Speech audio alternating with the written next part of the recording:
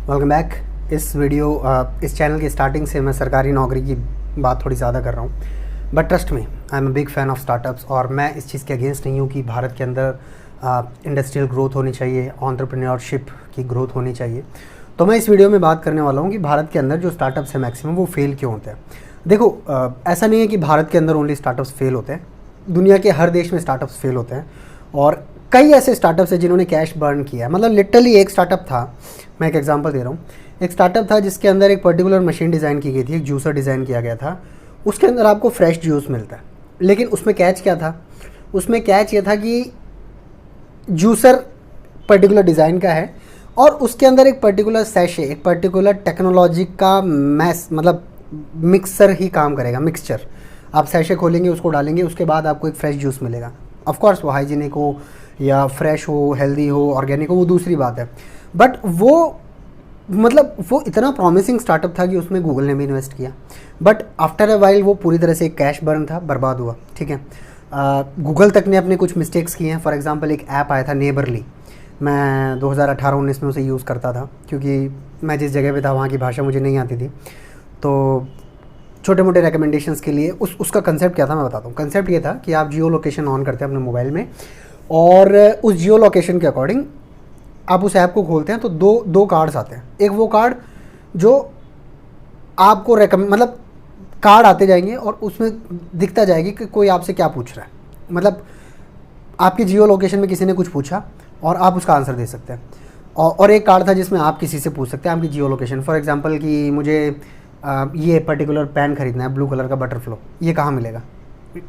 जवाहर नगर में। तो जवाहर नगर के लोग आपको सजेशन देंगे कि इस फलाना दुकान पे मिलेगा। It was a failure, fail हुआ, गूगल ने बंद किया। कोई बड़ा डील नहीं है, करते हैं, स्टार्टअप का कल्चर ऐसा ही होता है। तो बेसिकली स्टार्टअप्स फेल क्यों होते हैं? पहली बात, अगर आपने स्टार्टअप का सपना देखा है तो कॉन्ग्रेचुलेट योरसेल्फ।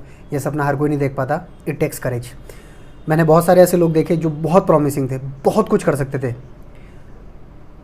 मतलब आप भी देख रहे हो एक उस बंदे को जैसे मैं देख रहा हूँ, but you know that's not the point.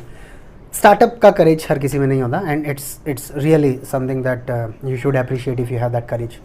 Now coming back to the topic, सबसे बड़ा इशू होता है, पहला इशू जो सबसे बड़ा सबसे मेजर इशू है कि वाई स्टार्टअप्स फेल। पहला इशू है कैश बर्न हो गया, पैसा ख़त्म हो गया, हमारे पास पैसा ही नहीं बचा।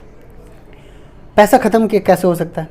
अगर आप एक नॉर्मल गल्ले पे भी बैठेंगे, आप एक नॉर्मल किराने की दुकान पे भी बैठेंगे और आप जैसे 5 लाख उस दुकान में लगा देते हैं और फिर आप वो 5 लाख किराया कर्जे पे लेके लगाते हैं, तो there are obligations that you have to meet. आपको बिजली का बिल देना है, आपको किराया देना है, अगर आपने कर्जे पे लिया तो आपको डेट सर्व करना है, इंटरेस्ट पे करना है, EMI पे करना है। उस सब के लिए आपको कम से कम इतनी सेल देनी पड़ेगी जो आपका ये सारा खर्चा निकाल दे। ठीक है, वहाँ पे आके आप ब्रेक इवन हो जाओगे। अगर ब्रेक इवन भी आप मीट नहीं कर पा रहे हो, दैट मीन्स आप पैसा खो रहे हो हर महीना। हर एक कैश साइकिल के साथ आप पैसा बिजनेस में डाल रहे हो, बट बिजनेस आपको पैसा रिटर्न नहीं दे रहा।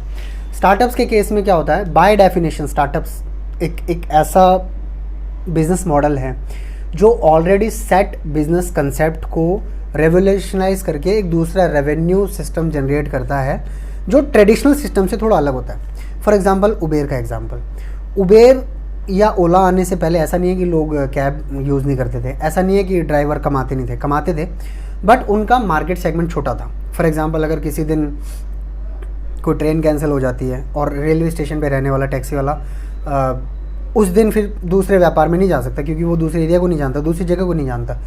ओला और उबेर के आने के बाद से एक नया सिस्टम जनरेट हुआ, पुराने सेट बिजनेसेस को ध्वस्त करके उन्होंने अपनी जगह बनाई। सो स्टार्टअप बाय डेफिनेशन पुराने सिस्टम को ध्वस्त करने के लिए बनता है। अब इस सिस्टम के लिए आपको बहुत पैसा चाहिए। पैसा चाहिए के लिए दो चीज़ें होती है, या तो आप जितना पैसा लगाए उससे ज़्यादा रेवेन्यू जनरेट करके और पैसा बिजनेस में पंप कर दो। ये ट्रेडिशनल बिजनेस के अंदर काम करता है। स्टार्टअप के अंदर आपको स्टार्टिंग से ही बहुत ज़्यादा पैसा चाहिए होता है। एक मिनिमम वाइबल प्रोडक्ट बनाना होता है, फिर आपको एक डिलीवरी चैनल बनाना होता है, फिर एक सेल्स चैनल बनाना होता है, फिर आपको उसके साथ एक मार्केटिंग चैनल बनाना होता है। इन सब के लिए पैसा लगता है और अगर आप एडिकेट फंडिंग नहीं कर पाते हैं स्टार्टिंग से तो फिर ये प्रॉब्लम होगी। इसका सबसे अच्छा सोल्यूशन है कि अपने मार्केट को रिसर्च करके अपनी फंडिंग रिक्वायरमेंट्स को पहले समय से आप सॉर्ट आउट अगर कर लेंगे तो ये प्रॉब्लम आगे कंटिन्यू नहीं होगी। तो if you have any plans for the startup, आप इस चीज़ को हमेशा ध्यान रखिएगा। रॉन्ग मार्केट, सपोज़ कीजिए मैं एक ऐसी किताब बनाता हूँ जिस किताब का शीर्षक ये है कि राजस्थान के अंदर 2024 के अंदर जो वैकेंसी निकलेगी सरकारी लाइब्रेरी के लाइब्रेरियंस की, उसको पढ़ने के लिए, उसको पास करने के लिए आप मेरी किताब पढ़ो। और आप शॉर्ट भले अब मैं शॉर्ट की गारंटी दूँ, लेकिन कितना बड़ा मार्केट आप सोचते हैं इस चीज़ का होगा? भले ही राजस्थान सरकार 1000 वैकेंसी निकाल दे, इससे ज़्यादा लाइब्रेरियंस की वैकेंसी नहीं निकलती होगी, एट बेस्ट 2000 निकलती होगी। अब लाइब्रेरियन के एग्ज़ाम के लिए कितने 20,000 बंदे बैठते होंगे, मुझे नहीं पता, हो सकता है डेटा रॉन्ग हो, but I think you get the point. 20,000 मेरा टारगेट ऑडियंस है। अब इस 20,000 टारगेट ऑडियंस में कुछ मेरे कॉम्पिटिटर्स भी होंगे, वेल सेटल्ड प्लेयर्स भी होंगे मार्केट में। तो एट बेस्ट अगर मैं 50% मार्केट भी कैप्चर कर लूँ तो भी मैं 10,000 लोगों को अपना प्रोडक्ट बेच पाऊँगा। ठीक है, तो ये मेरा प्रोडक्ट बहुत नैरो ऑडियंस को अट्रैक्ट कर रहा है, समझ रहे हैं आप? इसी तरह अगर मैं एक किताब निकालूँ जिसमें कहूँ कि दुनिया का कोई भी एग्ज़ाम आप इस किताब को पढ़ के पास कर लो, मतलब कोई मुझे कहे कि मुझे यूपीएससी की किताब चाहिए तो मैं कहूँ मेरी किताब पढ़ लो, पास हो जाओगे। कोई मुझे कहे कि छत्तीसगढ़ के फॉरेस्ट ऑफिसर की भर्ती निकल रही है, उसके लिए मुझे किताब चाहिए, मैं कहूँ मेरी किताब पढ़ लो। हर मर्ज़ की एक दवा नहीं हो सकती। इस केस में आपकी ऑडियंस बहुत ज़्यादा ब्रॉड होगी। आप master of all trades, jack of all trades, master of none वाली सिचुएशन में आ जाएंगे, तो भी आप एक रॉन्ग मार्केट में हैं, समझ रहे हैं? तो अगर आप स्टार्टअप के बारे में सोच रहे हैं और अगर आप कुछ रियली रेवोल्यूशनाइज करना चाहते हैं तो always have a control over your market audience. अपनी ऑडियंस को आप हमेशा कंट्रोल रखिए। आप अपनी ऑडियंस को हमेशा जानिए कि मेरी ऑडियंस क्या होने वाली है। मैंने प्रोडक्ट बनाया, अच्छी बात है, मुझे फंडिंग मिल गई, ठीक है, सब हो गया, फैक्ट्री बन गई, हज़ारों, 5,000, 10,000 करोड़ भी मिल गए किसी तरह, सब हो गया। आप उसे बेचेंगे किसको? आप उसे बेचेंगे उस ऑडियंस को जो आपका प्रोडक्ट खरीदेगी। बदले में आप उससे पैसा भी लेंगे। तो ऑडियंस उस तरह की भी होनी चाहिए हु इज़ विलिंग टू पे यू, लेकिन ऑडियंस उस तरह की भी नहीं होनी चाहिए जो आपको टेकन फॉर ग्रांटेड ले ले। So I guess you got the point. Lack of research. अब मैं आपको छोटा सा एग्जांपल देता हूँ मेरे यूट्यूब चैनल का। मैं यूजुअली दूसरे चैनल्स देखता नहीं, मुझे कमेंट्स में कोई बताता है कि उसकी तरह बनाओ या उसकी तरह बनाओ, I appreciate the input, but मेरा बेसिकली उतना मार्केट को कॉन्कर करने का आइडिया था नहीं जब ये मैंने चैनल बनाया। तो इससे हुआ क्या, अगर मैं स्टार्टिंग से अपने कॉम्पिटिटर्स को देखता या उन लोगों को देखता जो मेरे ही डोमेन में वीडियोस बना रहे हैं, मुझसे कंटेंट ऊपर नीचे हो सकता है लेकिन वो मुझसे बेटर परफॉर्म कर रहे हैं, तो जब मैंने मार्केट को नहीं पढ़ा तो मैंने अपने कंटेंट को उस तरह से एडिकेटली ढाला नहीं। इसका नतीजा ये निकला कि मैं स्टैग्नेंट पे रहा। मैं जस्ट एक एग्जांपल दे रहा हूँ, I am happy with whatever I have no regrets, but मैं जस्ट आपको ये बताना चाह रहा हूँ कि अगर आप ये सोचते हैं कि आपका प्रोडक्ट बेस्ट है, if you think that you have the best product, वो आपकी अंडरस्टैंडिंग से है। मार्केट को वो चीज़ पसंद ही नहीं है। मैंने बहुत समय पहले एक इंग्लिश में कहावत पढ़ी थी, even if you are sweetest amongst apple there are people who like oranges. आप दुनिया के सबसे मीठे सेब है, दुनिया के सबसे सुंदर लाल मतलब बेहतरीन सेब है, तो भी कुछ लोग ऐसे हैं दुनिया में जिनको ऑरेंज पसंद है, मतलब आप उनके लिए यूजलेस हैं। अगर आप एक बेहतरीन प्रोडक्ट बनाते हैं लेकिन आपने मार्केट रिसर्च नहीं की कि मार्केट की डिमांड क्या है, मार्केट की रिक्वायरमेंट क्या है, मार्केट का ट्रेंड क्या है, तो आपको एक होने वाली प्रॉब्लम आपके स्टार्टअप फेलियर की तरफ ले जाएगी। Bad partnership. आपने ऑफन एक चीज़ सुनी होगी, money has its own language. पैसे की अपनी भाषा होती है। रिलीजियस फैनेटिज़म में मैं बात करता हूँ, कई जगह आपने देखा होगा कि यूजुअली अपने आप को बहुत ज़्यादा रिलीजियस कहने वाले लोग अपनी रिलीजन के एग्जैक्टली अपोजिट आइडेंटिटी वाले के साथ भी बहुत अच्छे तरह से व्यापार करते हैं। कारण पूछने पे बताया जाता है कि उनसे पैसा कमाते हैं। फॉर एग्जाम्पल मतलब ये एक सच्चाई है कि पैसे की अपनी भाषा होती है, और आप अपनी ज़िंदगी में कितना भी एक्सपीरियंस गेन कर लें, ये एक एक्सपीरियंस जो सबसे इंपॉर्टेंट है वो ये है कि आपको पार्टनर्स बहुत केयरफुली चूज़ करने पड़ते हैं। Not everybody has a pure heart, not everybody has a pure intention, और इसमें आप भी शामिल हो। आप भी किसी और को चीट कर सकते हो अगर पैसा आपको ज़्यादा दिखता है तो, इंक्लूडिंग मी। पैसे की भाषा ही ऐसी होती है। दिल्ली के एक मतलब कहना नहीं चाहिए, it's not a political video, but you no हमने सबने देखा है जंतर मंतर पर या कैसे आंदोलन होते थे, करप्शन की बात करते थे, और आज उनके खुद के छापे पड़ रहे हैं। तो वो स्टील का ग्लास पीते हुए कहते थे कि इस पावर इस सीट के अंदर कुछ है, सत्ता के पावर के अंदर कुछ है, कल को मैं यहाँ बैठा हूँ कुछ हो जाए तो एक लोकपाल बिल होना चाहिए। वो सब बकवास है। लोग उसी तरह से पैसे की पावर को समझते हैं जिस तरह से आज तक सिस्टम चलता आया है। Always be careful about choosing your partners in your business और स्टार्टअप। Bad marketing. अब ये एक ऐसी चीज़ है जो कंट्रोवर्शियल है प्लस बट है जेन्युइन चीज़। मार्केटिंग एक ऐसी चीज़ है जो एक्सपर्ट करे तो ही अच्छा लगता है, ठीक है, मार्केटिंग का ऑफिशियली एक कोर्स होता है, लोग कई कई साल इस चीज़ को, इस आर्ट को, मार्केटिंग एक आर्ट है, ठीक है। मार्केट हर कोई नहीं कर सकता अपने प्रोडक्ट को। मेरी कुछ सेल्समैन से बात हो रही थी इंश्योरेंस प्रोडक्ट बेचने वालों से, तो मैंने पूछा यार आपके प्रोडक्ट के मुकाबले तो वो कॉम्पिटिटर बहुत अच्छा दे रहा है। कहता देता होगा, बट कस्टमर को बताते समय मेरा प्रोडक्ट बेस्ट है, मेरा ध्यान मेरे प्रोडक्ट पे है, मेरी कंपनी मुझे पैसा दे रही है, मेरे को मेरा प्रोडक्ट बेचना है, मुझे कॉम्पिटिटर की बेटरमेंट को अपने प्रोडक्ट के साथ कंपेयर नहीं करना, क्योंकि मेरे को मेरा प्रोडक्ट बेच के रोटी कमानी है।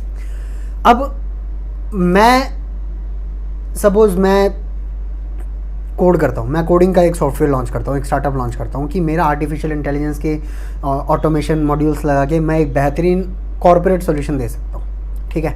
I am a good coder, but मैं इंट्रोवर्ट हूँ, मुझे बात करना नहीं आता, मुझे अपने मार्केट को प्रोडक्ट नहीं करना आता, मुझे एक छोटे से पोस्टर के ऊपर अपनी कंपनी की सारी खूबियाँ बतानी नहीं आती, एक आंख में कस्टमर मेरी कंपनी के प्रोडक्ट को, लोगों को याद कर ले, कलर मेरे से जुड़ जाए।